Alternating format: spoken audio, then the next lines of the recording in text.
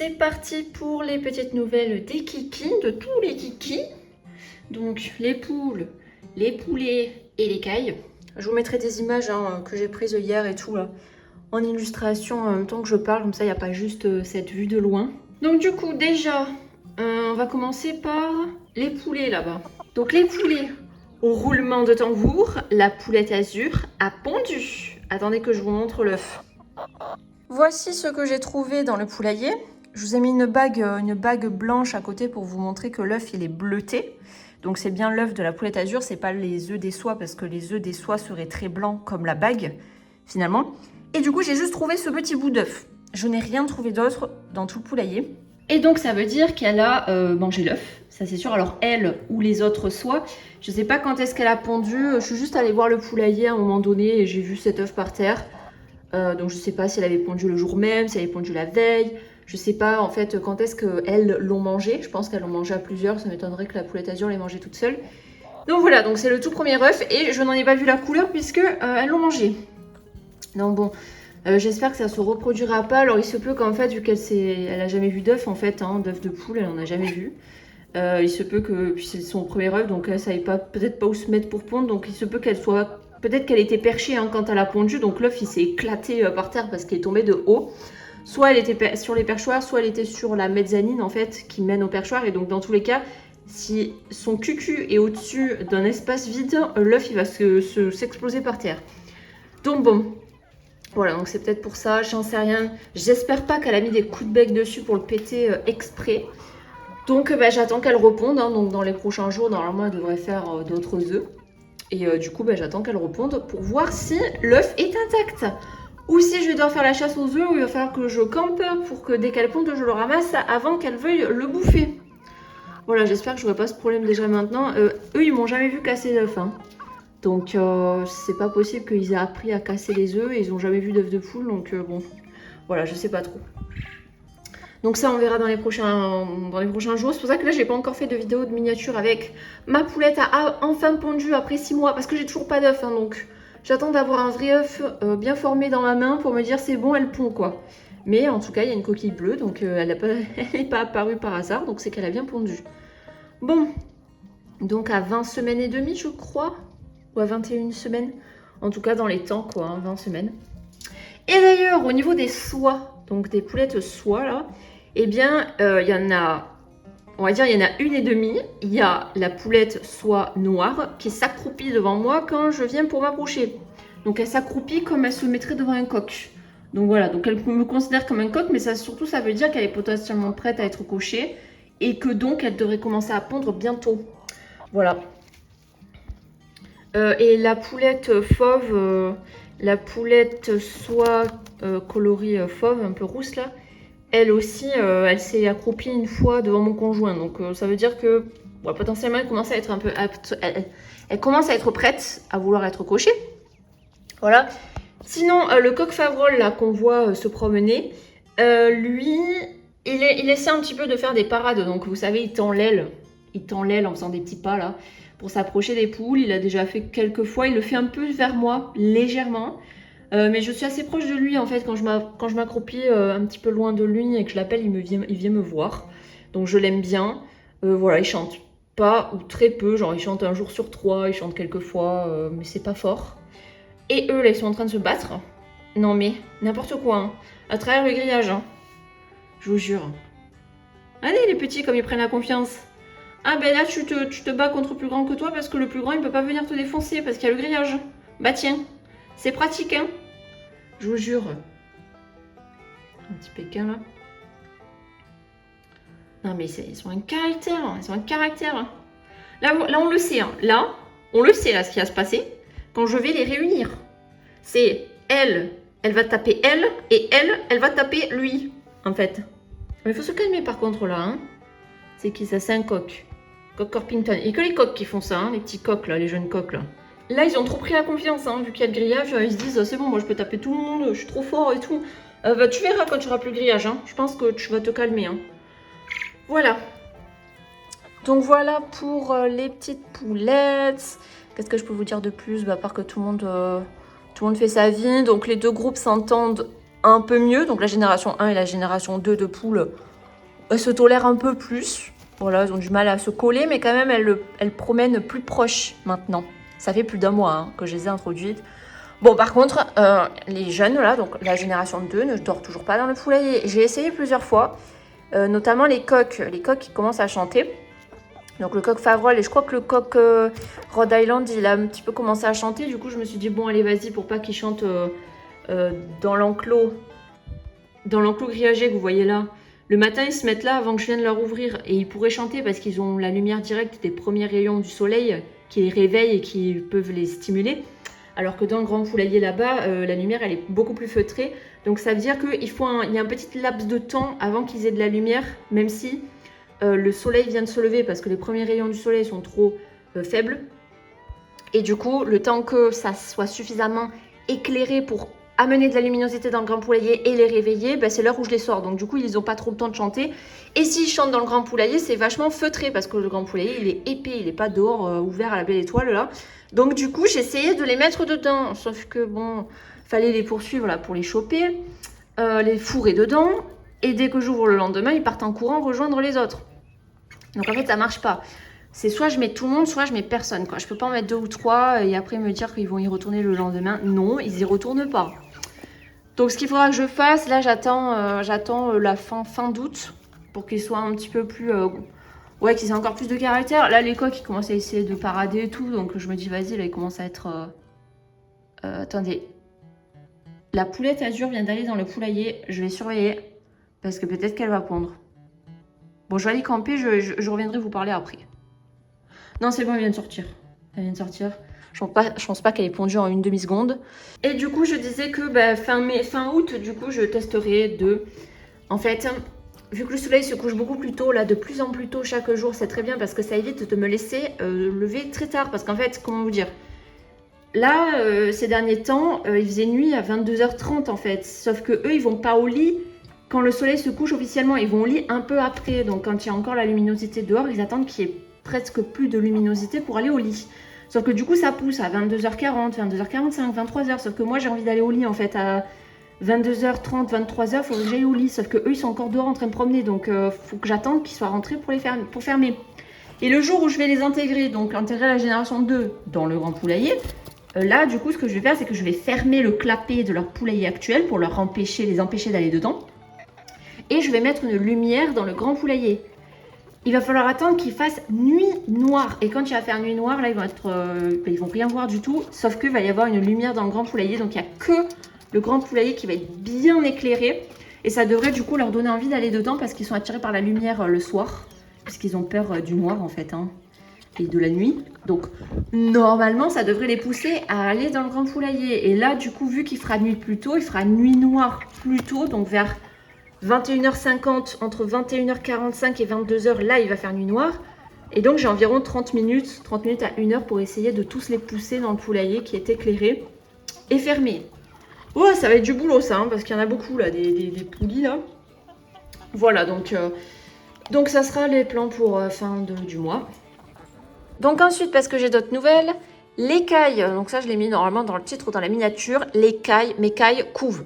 J'ai 2 cailles qui veulent couver, donc chacune dans son parc respectif. Donc il y a 2 parcs où il y a dans chacun des parcs une caille qui veut couver.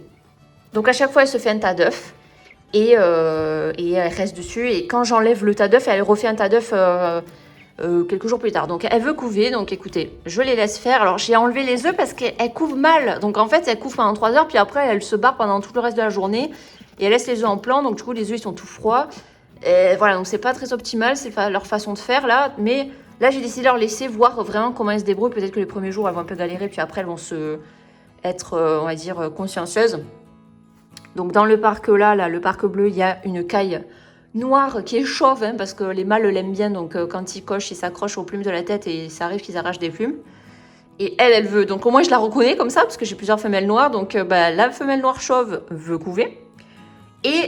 dans le parc là-bas du fond, c'était la même que l'autre fois. Je vous avais dit, je crois que c'était dans la vidéo précédente ou la vidéo d'avant, je vous disais que j'ai surpris une caille qui veut couver. Ben, c'est toujours la même. Elle est couleur un petit peu beige sable. Et elle couve. Et du coup, on a mis la GoPro. On a mis la GoPro au plafond là, pour la surveiller, pour voir ce qu'elle fait. Et du coup, comme vous le voyez, elle se met sur les œufs. Et elle tend ses ailes parce qu'en fait, elle en a ramassé beaucoup. Elle en a amassé beaucoup. Donc en fait, il y a toutes les cailles du parc qui sont allées pondre là où elle est. Et donc du coup, elle a un tas énorme qui est plus gros qu'elle d'œufs. Et elle essaie tant bien que mal, en écartant les ailes, de tous les mettre sous elle.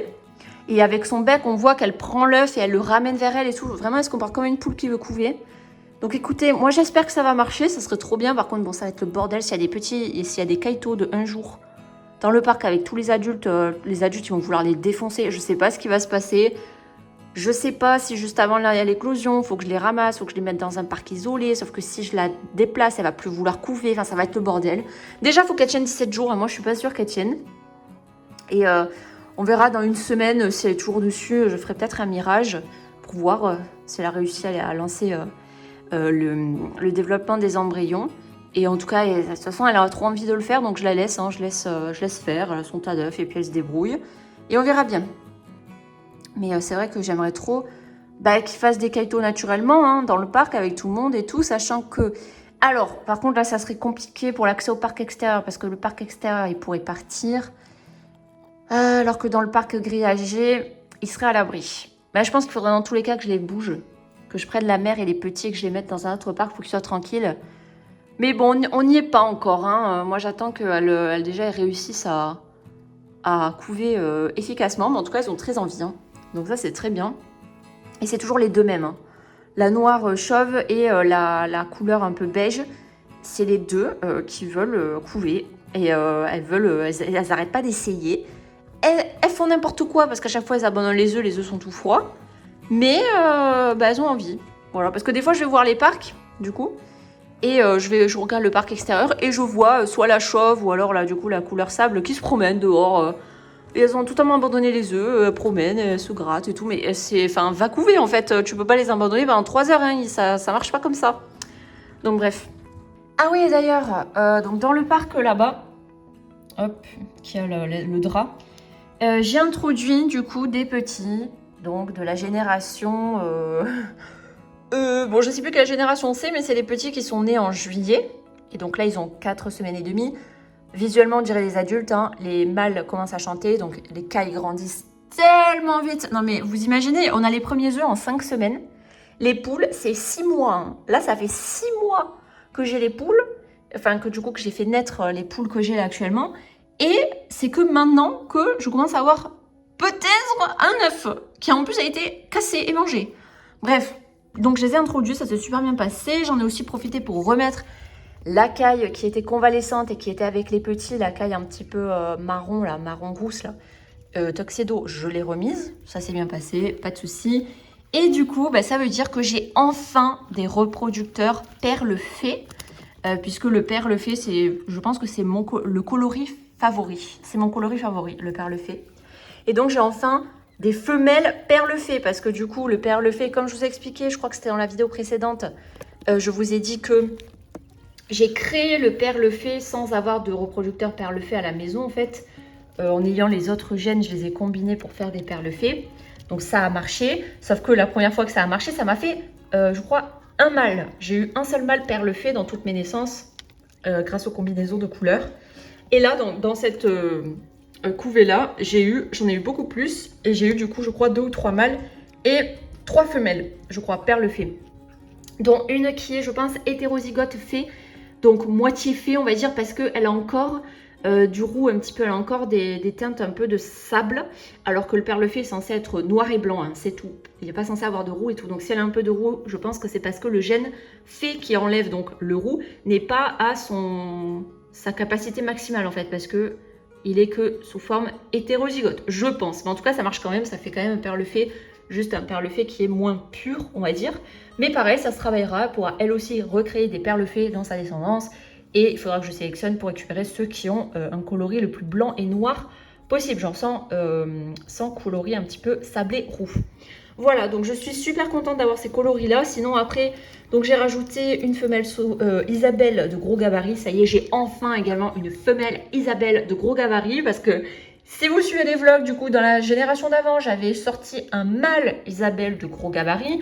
Sauf que j'ai dû le passer à la casserole parce qu'il chantait trop et trop fort. Voilà, et c'est là où j'en profitais pour faire un petit point sur le chant des cailles. Je ne sais plus si je vous l'avais dit ou pas, hein, dans une autre vidéo, pas dans cette vidéo, mais dans une autre. Donc je vais le redire au cas où.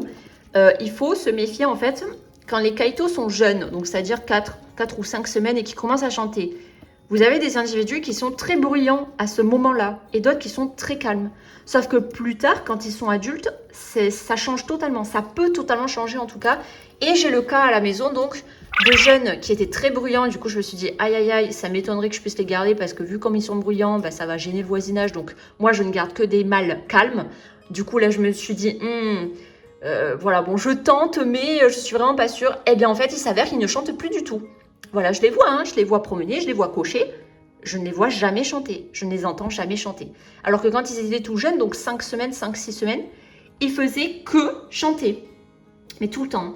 Tout le temps, tout le temps, tout le temps. Du coup, je me suis dit, ah. Et inversement, bah, notamment le mâle Isabelle de gros gabarit, j'étais trop contente parce que bah, il est Isabelle, il est gros gabarit. Et en plus, il chantait pas. Quand il était jeune, il chantait quasiment pas du tout. Je l'ai introduit dans les parcs. Les 2 premières semaines, il chantait toujours pas. Et puis d'un coup, il a découvert son chant là, et puis il s'est mis à chanter. Et il a fait que chanter. Et pendant au moins 2-3 semaines, je voyais que dès que j'entendais un chant fort, qui est pas très agréable à l'oreille, je regarde, c'est toujours lui. C'était toujours lui qui chantait. Donc là, bah, du coup, j'ai dû le passer à la casserole, puisque je respecte le voisinage et je fais en sorte de garder que les mâles qui sont calmes. Et là, du coup, j'ai des cailles mâles qui chantent quasiment pas. Il y en a, ils chantent même pas sur la journée, ils chantent pas. Pourtant, je les vois, ils sont en train de cocher. Et j'ai un très bon taux de fécondité, donc ils cochent. Hein. Ils cochent, mais ils chantent pas. Ça dépend du caractère, hein, vraiment. Ça dépend de chaque individu. C'est vrai, c'est pas lié au coloris, à la souche, machin. Pour moi, c'est un caractère individuel de personnalité, en fait. Soit tu es un gros chanteur, soit tu l'es pas. Et du coup, il faut pas se fier aux chants quand ils sont jeunes, hein, vraiment pas. Parce que là, j'ai eu plus de cas où des jeunes qui sont très bruyants se calment en grandissant. Et j'ai eu le cas aussi de jeunes qui étaient très calmes qui deviennent très bruyants en grandissant. Sauf que c'est pas grave, c'est quand ils sont jeunes, ils vont chanter pendant une semaine et demie, 2 semaines, ils vont chanter assez fréquemment. Si après, pendant toute leur vie, ils chantent plus ou quasi plus. Alors que inversement, ils sont jeunes, quand ils sont très jeunes, là, pendant 2 semaines, ils chantent pas du tout. Et après, pendant 1 an, ils vont chanter tout le temps. Enfin, vous voyez, moi, je préfère avoir des jeunes bruyants qui sont calmes après. Voilà, donc moi personnellement, je ne me fie plus à ça au niveau du chant, donc je me fie pas à un jeune qui chante beaucoup. Il peut se mettre à chanter beaucoup aussi, il peut continuer à chanter beaucoup toute sa vie. Hein. Voilà, mais il y a aussi le cas où il arrête après et où il se calme. Voilà, du coup, je sais plus pourquoi je disais ça. Voilà, mais je vous l'ai dit du coup. Et donc là, je surveille les chants, tout ça. Forcément, le fait d'avoir introduit des nouvelles femelles dans le parc où il y avait déjà des mâles, les mâles chantent un peu plus parce qu'ils ont les hormones qui sont stimulées par la présence des nouvelles femelles. Mais ça se calme en général, en quelques jours, ça se calme et ils retombent à leur volume de base en fait. Leur rythme de croisière où ils chantent pas non-stop quoi. Donc voilà un petit peu pour les news pour tout le monde. Je crois que je vous ai tout dit, sinon je vous dirai des trucs que j'ai oubliés dans la prochaine vidéo. Et ben on a le Rhode Island. Ils sont gentils les coqs là parce qu'ils chantent pas du tout. Hein. Ils chantent pas, ils ont quoi? Ils ont 15 semaines. C'est avancé, hein. C'est un stade assez avancé. Normalement ils sont censés déjà chanter. Hein. Là les petits ils vont avoir 8 semaines donc je pense que les chants vont commencer chez les petits. Pour l'instant rien à signaler. Donc c'est très bien. Et dès septembre s'ils chantent dehors c'est pas grave parce que plus personne ne sera dehors.